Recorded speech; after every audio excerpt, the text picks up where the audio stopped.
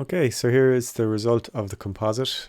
You can see she squeezes her eyes and then pop, opens an eye on her forehead. Okay, so we'll just let that loop once or twice.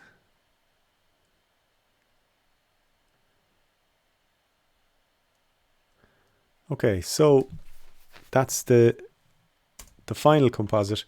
It's made up of two plates. We have a plate that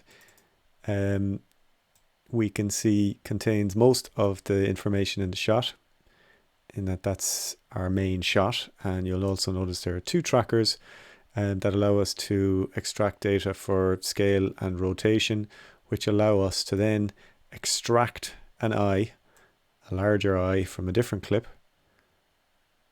and then insert that onto the two track points to give us that kind of illusion that it is stuck to her forehead. So that's the basic idea of what's going on here. So we've got the background plate and we've got the eye composited onto it using motion tracking.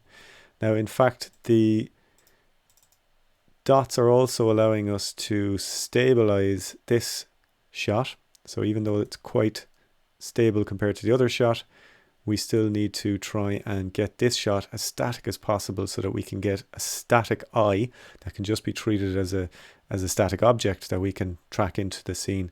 It would be very hard to try and track an eye from a shot where she's moving back onto another shot where she's moving. It would be nigh on impossible to do, so we have to use those and the image stabilization feature in After Effects to try and capture that eye, make it nice and still, and then do a little bit of imaging work on it to get it looking more kind of creepy like that one. The other thing that we're going to be doing in these tutorials is we're going to be looking at how you get rid of the dots. So you'll notice in the final composite the two dots are gone.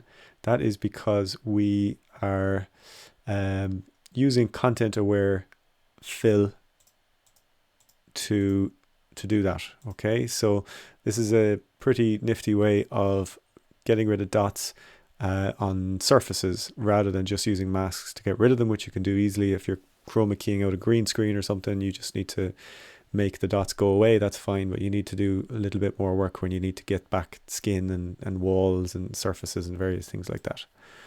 So those are the main aspects that are going to be covered, and they're going to be done in isolation in a couple of different steps over the next couple of tutorials.